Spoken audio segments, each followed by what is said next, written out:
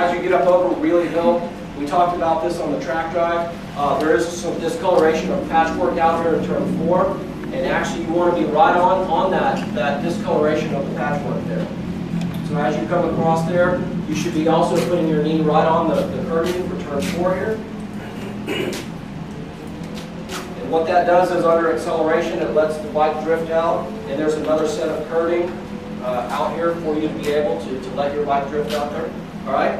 And when we come back and get our bike back to the other side of the track, there's really not too much of a visual reference point for this whole setup of the 5 and 6 combination. For me, really, I just use the inside of that turn as my siding marker. There's really nothing as far as patchwork or anything in turns 5 and 6 that you can really use for a visual reference point. I always just look at the discoloration on the inside of the turns. So that's a big visual reference point there. And again, in turn 6, up at the very top up here, there's a bunch of bumps up here.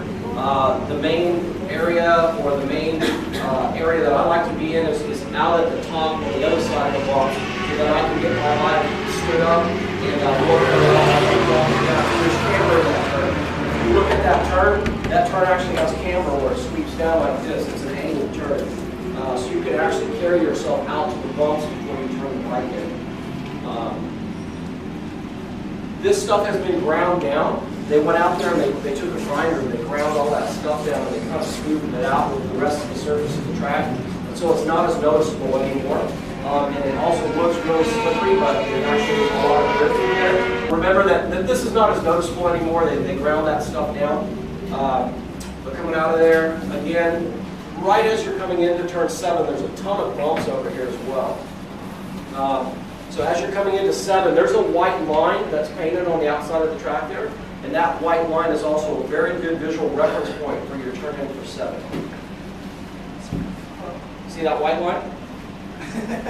That's the turning point. Very good, very good. Yeah, Paul's got it on the map. And this is the type of turn. Also, they've repaved this whole area. So from about here all the way up through 8 is all brand new surface. It's all been repaved. It's all the dark black part is right. It's very dark, very dark. You can definitely tell the difference. I always like to be the outside of these bumps myself, but either be the outside of them or maybe the inside of them, because if you go over the top of it, you're not going to. It screws up your entry going into 7, makes the bike move around a lot. You just got to be really, really careful going into 7.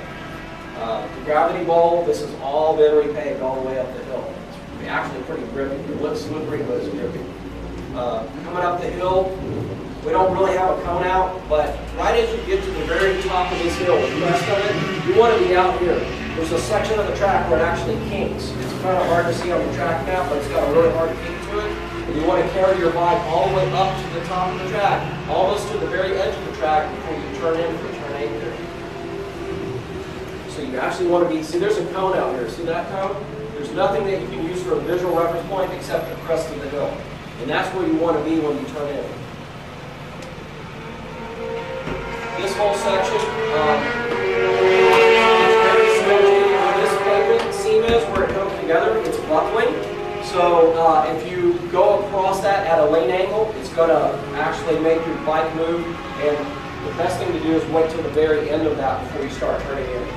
So as we move forward, going through 9 here, right at the very end of that, coming down the hill, coming into the horseshoe. One thing about the horseshoe, there is some patchwork here that you can use, and also there is a huge bump right there.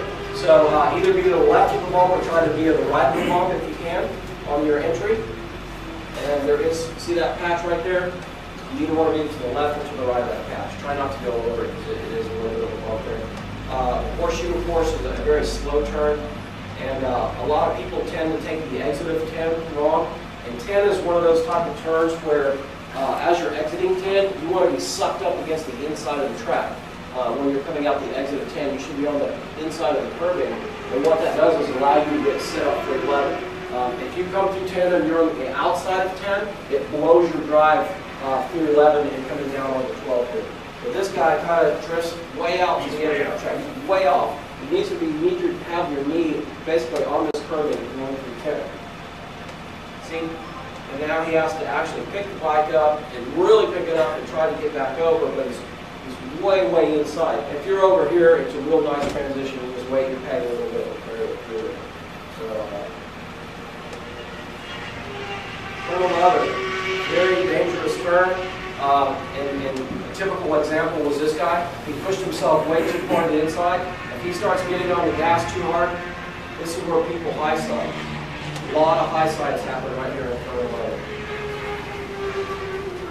There were about 6 accidents there yesterday. It should be stated though, those were all guys who were super aggressive riders. They were not intermediates. And so they were really going for lap times and stuff like that, really pushing it. But they were all tossing. One guy, his bike went all the way down that straight. There's a lot of speed there, and that's why we urged the car. You know who that was? Huh? No, I didn't recognize that. All right, so again, be very careful coming out of the horseshoe, getting set up for 11. Try to suck up to the inside, get you more parallel coming out of there. Get this quick run down this little straightaway right here before we get into a quick dip here. This turn is really easy. You don't really need a visual reference point for that turn, and it's really easy to see where you need to turn at. There is some discoloration where the cars have laid down rubber going through there, so it's easy to see the rubber that's been laid down. But for some reason, people run off on the exit there. Oh, all the time. Yeah, All the time. experts. Easy turning. Yep. This is one of those type of turns where you don't really have to do a whole lot except maybe just a little bit of brake pressure to set your suspension before you turn in, but it's one of those turns where if you're doing it right, you really don't have to use a whole lot of brake at all. It's a really fast turn, a lot of flat camera on the inside of that curving, and of course, the most important part of the track is the entry into the chicane. We're going to talk a lot about that.